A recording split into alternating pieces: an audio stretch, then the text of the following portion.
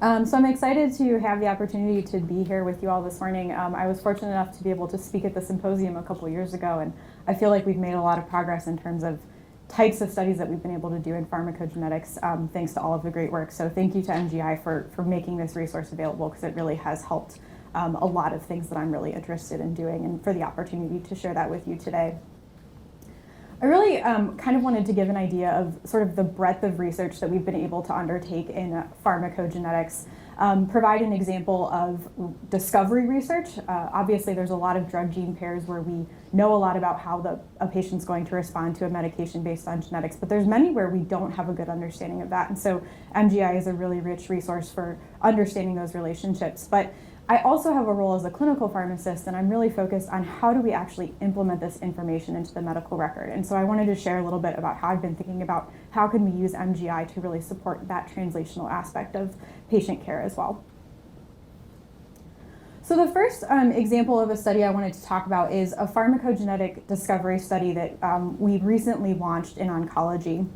I think there's a lot of rich opportunities in this space, not only related to the patient's chemotherapy, which you'll hear a little bit about later on, but also related to supportive care therapies. We know that chemotherapy has significant side effects. We know that having cancer can cause significant side effects. And so we're often prescribing supportive care therapies to help with those, such as nausea or vomiting.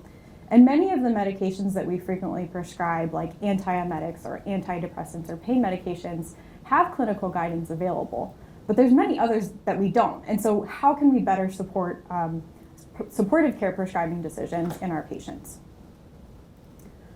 I think one of the biggest challenges we have with pharmacogenetic discovery is for medications where the adverse drug reactions that are significant to the patient are not discrete variables. We can't measure a laboratory parameter to see if they're having a toxicity. It's much more of a subjective measure that patients are experiencing.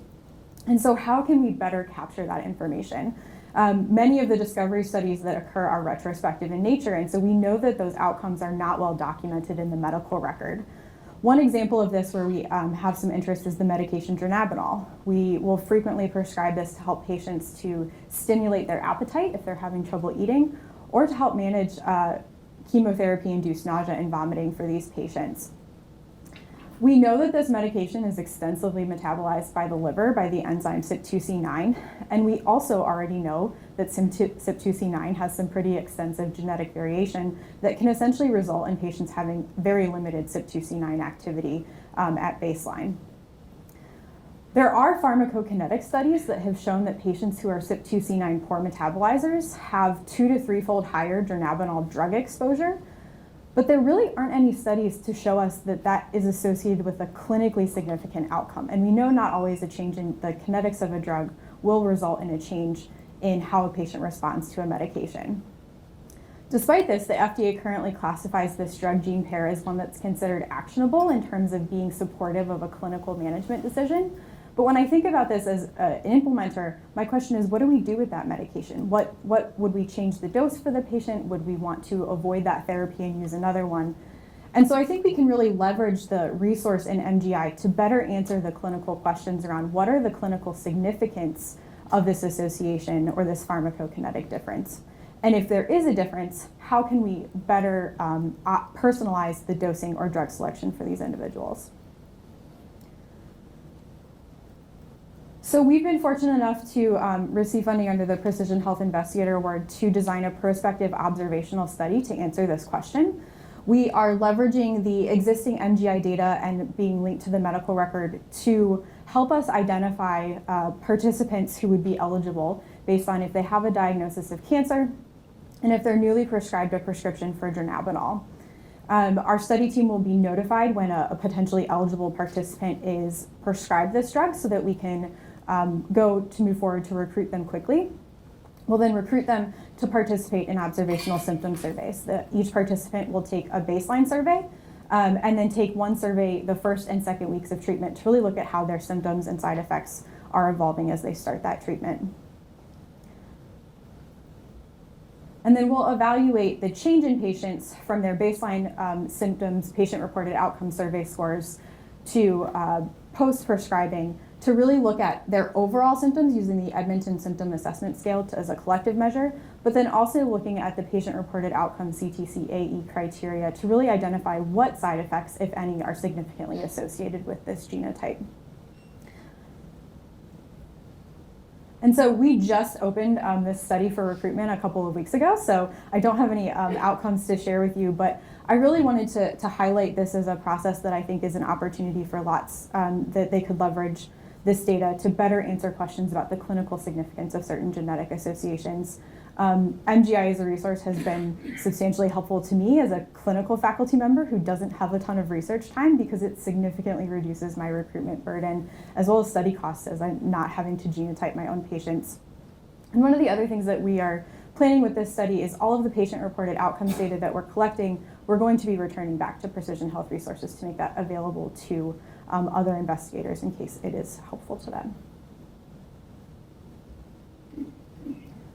So that's sort of the study to highlight discovery. There are many, many others that are more traditional retrospective chart reviews that we've done, but I wanted to highlight that as a different measure.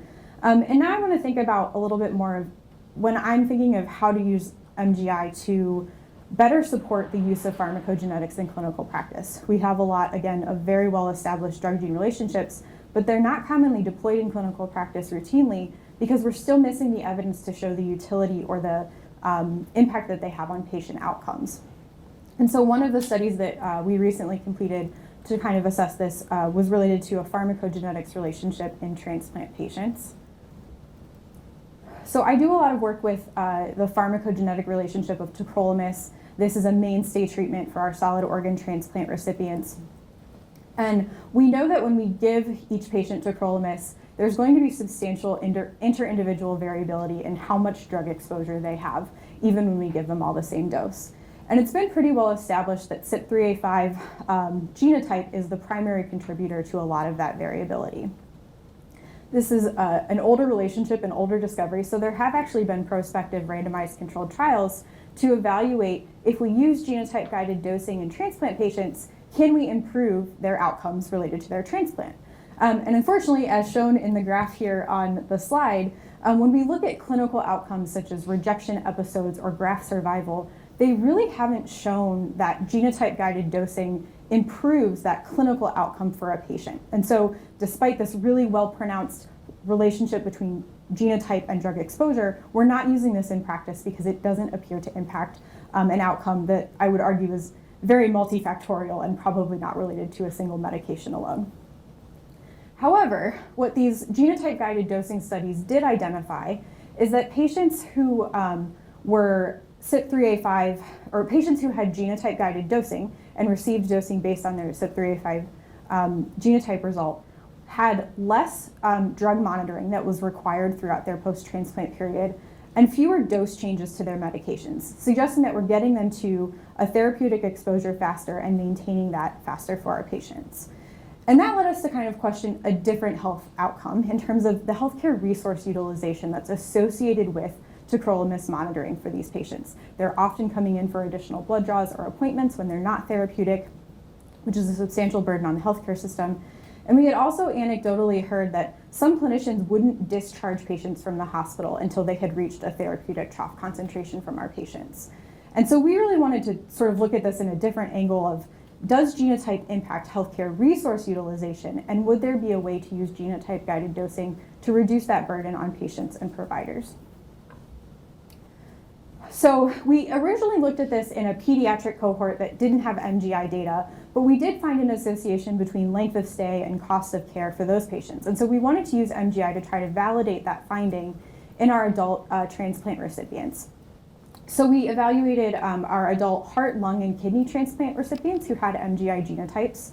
We specifically excluded liver transplant because there's the potential for mismatch between the donor and recipient genotype that could significantly impact the drug exposure, and we weren't unfortunately able to account for that. But then we looked at healthcare resource utilization measures for the first 12 months they had post-transplant. We ended up including a total of 261 patients, with the vast majority of those being kidney transplant recipients. And our demographics of patients was really what we would expect to see with Michigan medicine overall, with predominantly white And because patients were predominantly white, we also would expect the majority of them to be non-expressors of CYP3A5. One of the key differences we found in our populations was kidney transplant patients were significantly more likely to receive induction therapy, which was important to us in terms of resource utilization, in terms of cost of care overall that they were receiving. So for these patients, we collected information about their length of stay in their post-transplant period, the total number of tacrolimus monitoring concentrations that they had in the first year. We looked at the number of treatment encounters that the patients had overall, as well as specific types of encounters, such as outpatient visits to the transplant clinic in that first year. And then finally, the total fees that were charged to the patient in terms of the care that they received. We just completed this analysis, and unfortunately, we didn't find that CYP3A5 genotype was actually associated with any of these healthcare resource utilization outcomes. Our hypothesis for why we're seeing this in some populations and not others really goes back to the potential differences in post-transplant management. A lot of different transplant services will have very standardized treatment protocols, and so if you're already getting very, very frequent drug monitoring as part of a standard protocol, you might supersede that potential effect you would see on genotype if you're not looking at it. But in future directions, there's, CYP3A5 explains a lot of the tacrolimus variability, but it doesn't explain all, and so discovery in terms of other things that can help explain that, as well as other outcomes that might be important to patient response. So even though this wasn't a positive study, I think it's one that we can sort of replicate the design for future drug gene pairs to look at utility overall. And then the final study that we've worked on that I wanted to share was sort of an approach of looking at pharmacogenetics and the potential impact across the healthcare system. Again, as a clinical pharmacist, I'm thinking about where do we deploy this information and how is this going to be effective or help our patients? And so I wanted to look at this a little bit more broadly. So there is available clinical practice guidance for when you have genetic information for a patient, how to apply that to a prescribing decision. And that comes from a group called the Clinical Pharmacogenetics Implementation Consortium, or CPIC. And they really develop evidence-based guidelines, again, for how to apply that information to a prescribing decision. They currently have guidelines for over 20 genes and 60 medications, and they're continuously coming out with updates or new medications. And some examples sort of show that a lot of the medications that have guidance are very routinely prescribed. But again, we're not using this genetic information clinically routinely, oftentimes because the question is, well, how many patients is this actually going to impact? Pharmacogenetic variation can actually be very, very common. And so I think there's a perception that this might be rare, impact very few patients, but we need evidence to show that this can really be impactful. The other thing that's shifting in the field clinically is the majority of testing historically has been for a single gene at a known medication need. And we're really shifting towards thinking about, could we do panel testing such that the information is available to patients across their lifespan for potential future prescribing decisions? And so evidence about how frequently this information could be utilized could help support that as well. So to try to answer the question of how impactful would pharmacogenetic information be in clinical practice for our patients, we did a retrospective review of drug-gene interactions based on CPIC guidelines in MGI. So we looked at all subjects who were enrolled on MGI and queried them for patients who had received at least one prescription for a medication that had a guideline recommendation that could modify therapy based on genetics over a 6.5-year period. And we included just that initial drug exposure because the other part of this study that I was really interested in was understanding where patients are interacting with these drug-gene interactions. What providers are they seeing? What location are they in when this is occurring to help inform their best implementation strategies? So we started with a cohort of about 75,000 participants. When we looked just at medication information, we found that about 76% of patients had actually received a CPIC medication prescription, so they at least had an exposure to that kind of drug.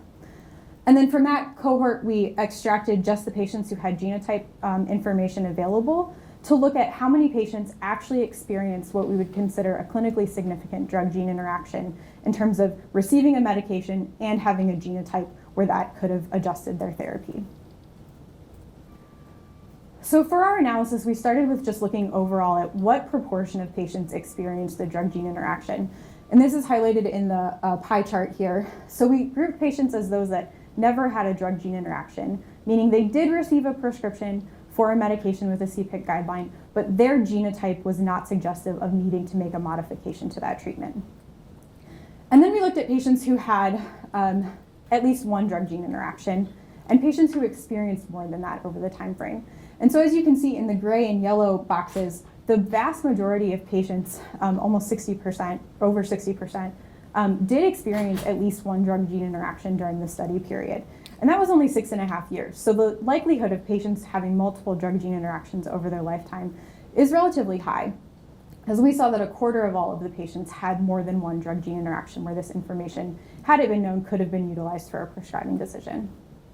As I mentioned, from the implementation perspective, I was also really interested in understanding where this is happening. Is it inpatient or outpatient? What clinical service is seeing what type of drug-gene interaction? Because that can really inform the workflows that we implement to make sure that any genetic testing recommendations or any genetic prescribing recommendations fit within the existing workflows for that clinic or provider.